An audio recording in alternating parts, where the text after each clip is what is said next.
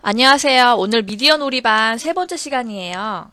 자, 우리 첫 번째, 두 번째 시간에 뉴스에 대해서 우리가 기본적인 뭐 그런 것들을 이제 공부했는데 오늘은 이제 앞으로 여러분들이 뉴스를 어떻게 읽으면 될지 그리고 시민들이 참여하는 뉴스에 대해서 한번 얘기 나눠볼 거예요. 자, 오늘 공부할 내용입니다. 자, 목차 확인했죠? 자, 학습 목표부터 읽어볼게요. 자, 뉴스 바로 읽고 쓰기를 통해서 세상을 바로 볼 수 있다가 오늘의 학습 목표입니다. 자, 요거를 좀 더 자세하게 한번 살펴볼게요. 다양한 관점에서 사건을 해석하고 사실과 의견을 구분할 수 있다. 탐사 보도, 시민 뉴스를 이해하고 시민 저널리즘을 경험한다. 이게 바로 우리 오늘 공부할 내용이에요. 먼저 우리가 저번 시간에 선생님이 얘기했다시피 오늘은 가짜 뉴스와 팩트 체크를 중심으로 한번 배워볼 건데요. 자, 뉴스 전부 믿어도 될지에 대해서 우리가 한번 의문점을 가지고 시작해 보도록 하겠습니다. 자, 선생님이 먼저 기사 제목을 보여줄 건데요. 어떤 내용인지 여러분들 한번 유추해 볼게요. 유추해 본다는 건 한번 맞춰 본다는 거, 상상해 본다는 거, 어떤 건지 한번 예측해 본다는 그런 뜻이에요. 자, 미국 매체, 미국의 한 뉴스 매체에 나온 신문기사 제목이에요. 한국 아이돌 산업은 헝거게임이라는 기사, 그 뉴스 제목인데 어떤 내용인지 여러분들 한번 생각해 보세요. 자, 헝거게임.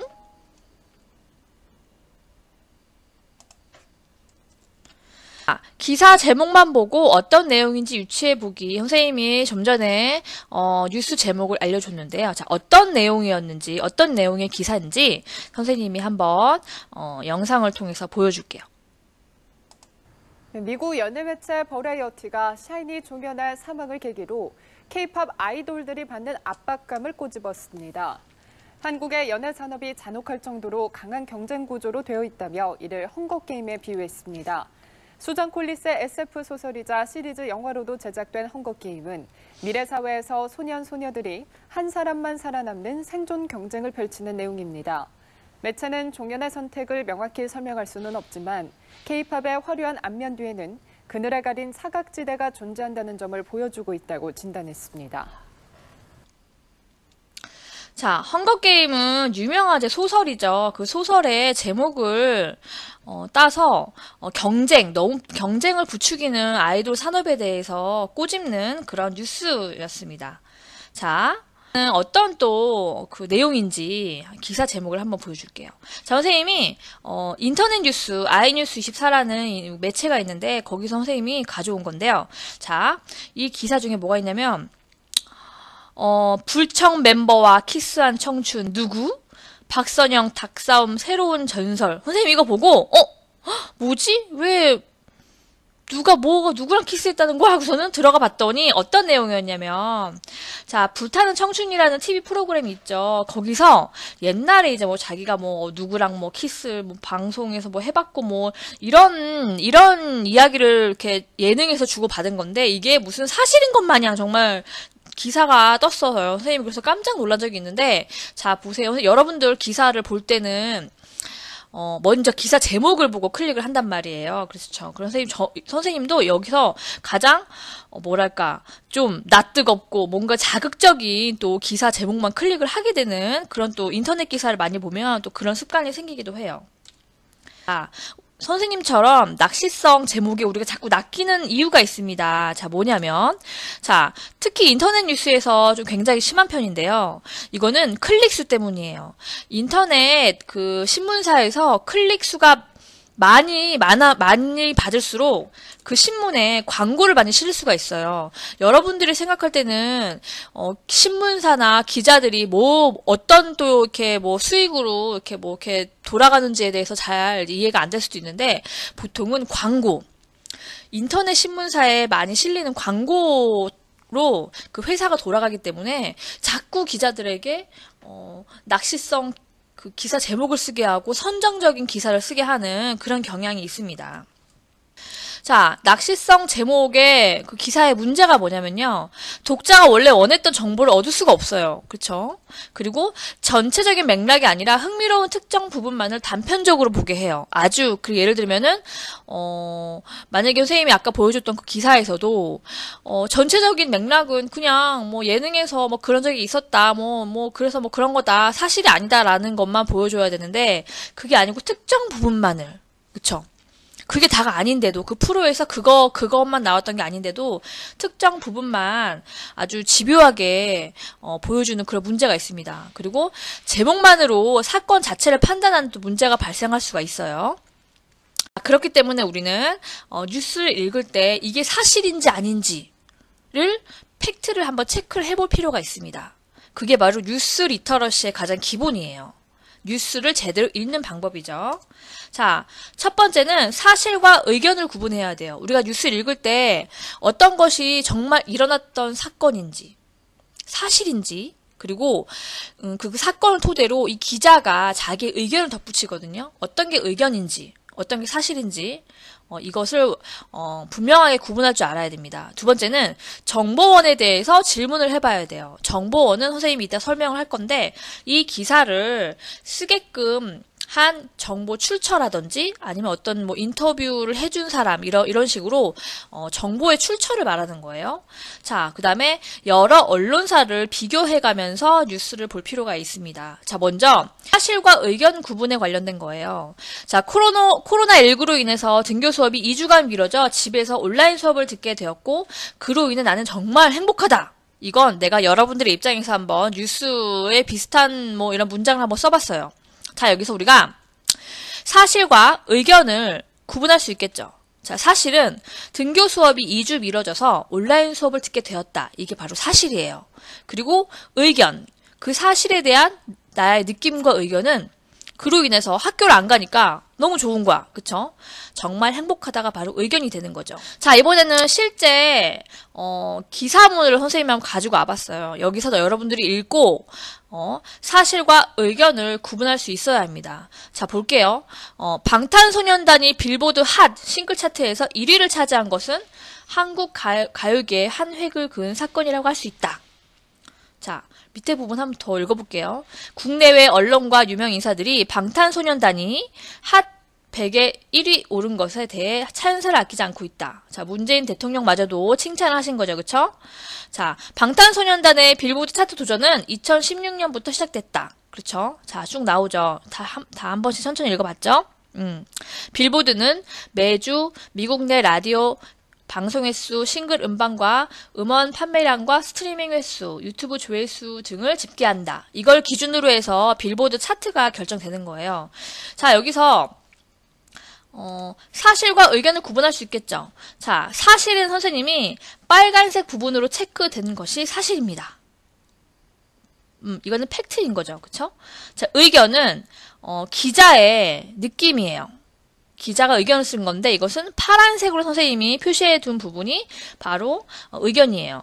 그래서 여러분들은 뉴스를 볼 때는 기자의 의견보다는 선생님이 빨간색으로 체크한 사실 부분을 더 중요하게 봐야 한다는 거예요.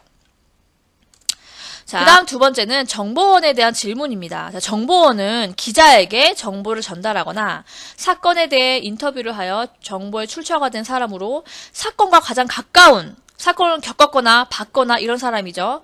뉴스에서 가장 중요한 역할을 담당해요.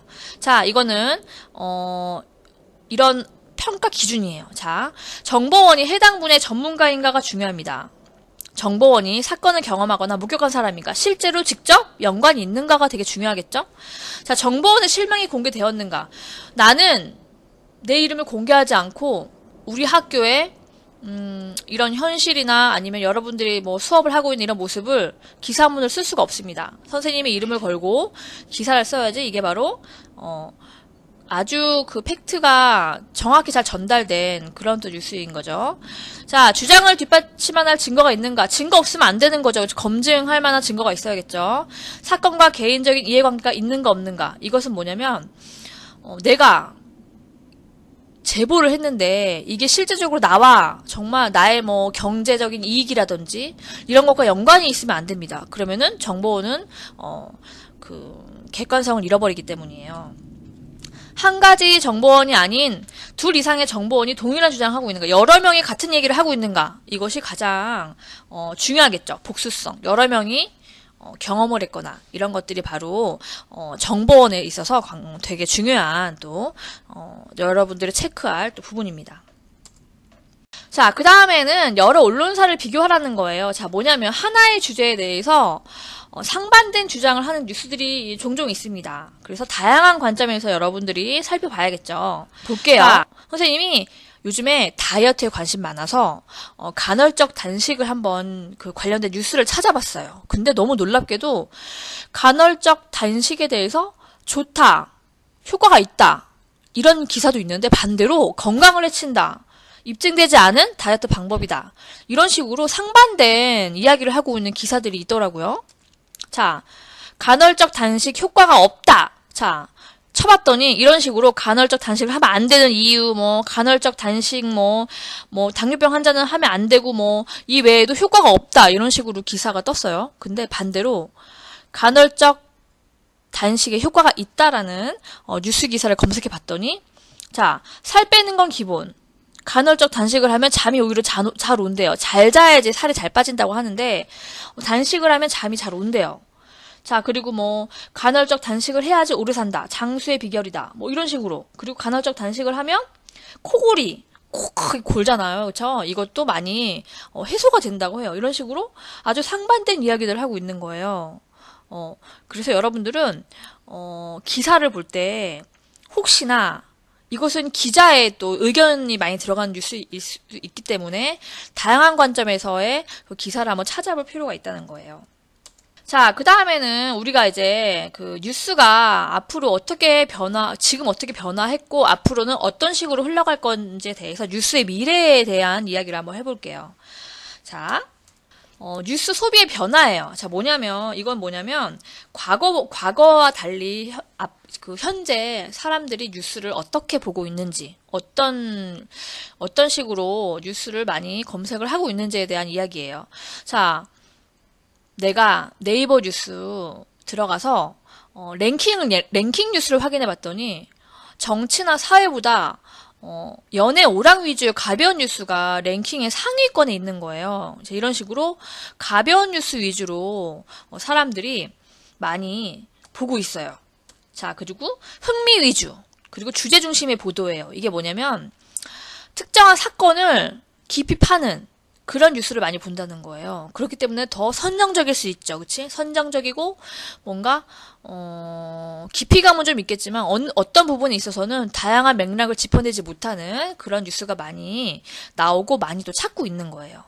스토리텔링 된 뉴스를 선호해요. 이야기가 있는 뉴스, 이야기 구조가 있는 뉴스를 많이 선호하는 편이라고 합니다. 그리고 이게 바로 되게 중요한 건데 일반 시민이 참여하는 뉴스가 많이 떠오르고 있어요. 과거에는 일반 시민들이 그냥 뉴스에 그런 제보를 한다든지 아니면은 정보원으로 참여하는 그런 거였다면 이제는 직접 기사를 쓰고 다양한 매체를 통해서 이걸 유통하는 그런 시민들이 많아지고 있어요. 이걸 바로 시민 저널리즘이라고 하는데 선생님이 여러분들에게 또 과제를 오늘 내줄 건데 연관되어 있는 그런 내용이기도 해요. 자, 탐사 보도가 있는데요. 그 저널리즘의 하나예요. 탐사 보도는 기자들이 마치 형사처럼 하나의 사건을 장기간에 걸쳐 깊이 있게 파헤쳐서 시민들에게 전달하는 거예요. 자, 세상에 감추어진 문제를 공개하고 그 문제를 해결하기 위해서 다양한 정책이 만들어지는데 또 기여하기도 해요. 그래서 기자들이 요즘 기레기라는 둥 굉장히 욕을 많이 먹고 있는데 그렇지 않은 또 기자들도 되게 많아요. 이런 정책을 또 새롭게 만드는데 기여하는 그런 기자들이 되게 많습니다. 이거는 탐사보도의 또 특징은 길게 아주 집요하게 파기 때문에 수개월에서 몇 년까지 소요되는 경우가 많아요. 그래서 하나의 사건이 해결 끝장 볼 때까지 기자들이 아주 집요하게 파고드는 그런 보도의 형태를 탐사보도라고 하는데 선생님이 하나의 예시를 보여주려고 해요. 자, 이거는 가습기 가습기 탐사 피해가 아닌데 가습기의 그 피해자인데 선생님이 잘못 여기 적었네요. 자, 가습기 그 피해자들에 대한 가습기 피해 탐사 보도인데요. 이게 순서가 잘못됐네요. 아무튼 여기에 관련된 뉴스를 하나 가져왔습니다. 이거는 JTBC 2016년도 5월 3일에 보도된 탐사 보도 뉴스예요. 한번 같이 볼게요. 피해자들의 호소와 애원을 모른 척했던 기업 그리고 정부에 대해서 그들은 분노하고 있었습니다. 먼저 윤세민아 기자가 전해드리겠습니다.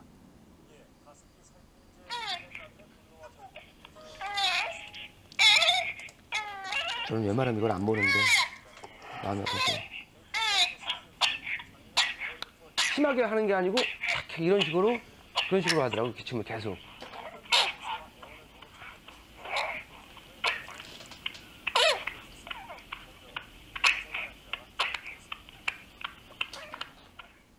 (2009년 4월 2일) 새벽 3시 아내의 휴대전화 화면 속에서 연우가 가쁜 숨을 몰아쉽니다. 동네 병원에서는 그냥 감기인 것 같다. 이제 낫지 않으니까 얘가. 그래서 이제 좀 큰 병원으로 갔지요. 폐렴이라고 하더라고요, 맨 처음에. 연우는 폐렴 증세로 병원에 입원한 지 일주일. 그리고 세상에 빛을 본 지 6개월 만에 하늘로 떠났습니다. 연우를 납골당에 데려다 놓은 다음 날, 이번엔 아내가 쓰러졌습니다. 그 폐사진 2개를 놓고 보더니 똑같다, 폐사진이. 응? 이건 엄마랑 애랑 똑같은 병이다. 아내도 아들처럼 응급실과 일반실, 중환자실을 거쳐 한 달 만에 연우 곁으로 떠났습니다. 그러니까 와이프는 자기가 옮겼다. 그 생각을 한 게 제일 제가 마음이 아픈 거예요. 다른 건 다 모르겠는데 와이프가 갈 때까지 그 생각을 하고 갔어요, 그냥. 그게 아니었는데. 혼자 남았다는 죄책감에 자살 시도만 3번을 했던 최 씨는 아들과 아내를 보내고 4년이 지나서야 가습기 살균제가 원인이란 걸 알게 됐습니다. 그때 한참 막 이슈화 돼가지고 정부에서 막 발표하고 그랬지 않습니까?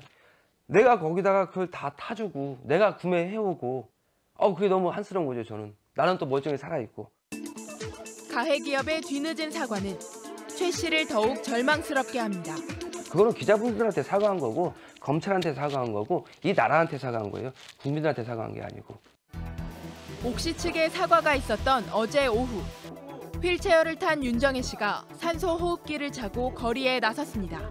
15년 동안 고통받은 생각하면 오늘 기자회견을 보고 사과가 늦어도 너무 늦었다고 생각합니다.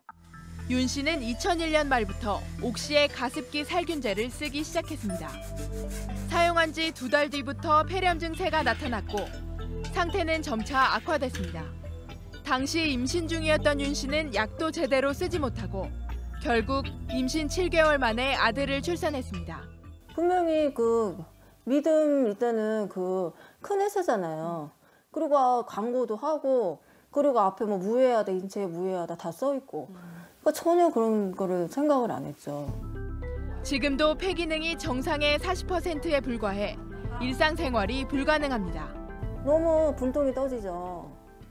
우리는 그거를 사용해서 그걸로 인해서 완전히 가정이 완전히 다 파괴가 된 거예요. 뭐 애 어렸을 때 뭐 업어주기를 하나, 뭐 운동장에서 뭐 달리기를 하면 같이 뛰어줄 수가 있나. 피해자들을 더 분노하게 하는 건 그동안 옥시가 보여온 행태 때문입니다. 지난해 8월 무대응으로 일관해온 옥시 한국법인에 분노한 피해자 가족들이 영국 본사를 찾았습니다. 하지만 이들이 만난 건 옥시 측 법률 담당과 보안 요원이었습니다. 먼 길을 찾아간 피해자들을 억지 쓰는 불청객 취급을 한 겁니다. CEO를 만나게 저희가 요청을 했는데 법률 쪽 담당하는 이제 이사 정도 되는 이제 2분이 나오고 나머지 분들은 이제 거기 뭐 보안 쪽이나 담당하는 이런 사람들 혹시 우리를 이제 테러리스트 취급하는 거죠. 만에 하나 뭐 어떤 사건 칠까 봐.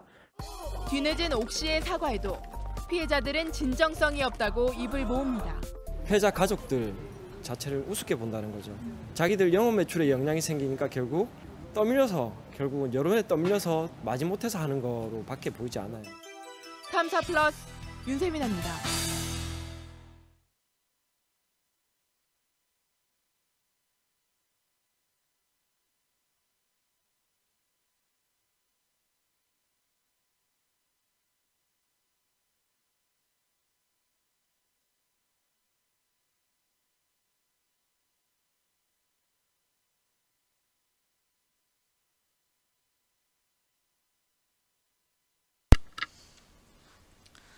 자, 선생님, 이거 뉴스 굉장히 마음이 아픈 뉴스죠. 그 가습기 피해자들이 되게 많은데, 그 정부나 아니면은 뭐 이런 데서 너무 이렇게 그 대책을 많이 이렇게 세워주지 않고 기업의 편만 드니까 기자들이 열심히 이제 판 거예요. 그리고 방송에 내보내고 해서 이게 많이 좀 좋아졌다고 해요. 다행히도. 이게 또 기자들, 언론의 힘이라고 또 할 수 있겠죠. 시민 저널리즘을 이제 볼 거예요. 시민 저널리즘은 시민들이 참여하는, 만드는 뉴스를 말해요. 시민들이 뉴스를 생성하고요. 만들 기사를 쓰고 공유하고 전파에 참여하는 모든 활동을 가리키기도 해요. 과거에는 소수의 기자들만 참여했다면 오늘날에는 인터넷과 기술의 발달로 누구나 기자가 될 수 있는 또 세상이 된 거예요. 누구나 된다고 하면 또 여러분도 할 수 있다는 거죠. 자, 언론이 발견하지 못한 신선한 소재와 이야기를 공유하고 사회 구성원들, 여러분들 모두 사회적 문제 해결에 직간접적으로 참여 가능하다는 또 장점이 있습니다. 자, 그래서 이제 과제 나갑니다. 선생님이 저번에 과제 냈는데 과제 많이 제출 안 해요. 선생님이 한꺼번에 이거 너희들 받을 수도 있으니까 과제 나갈 때마다 그때그때 작성하도록 하세요.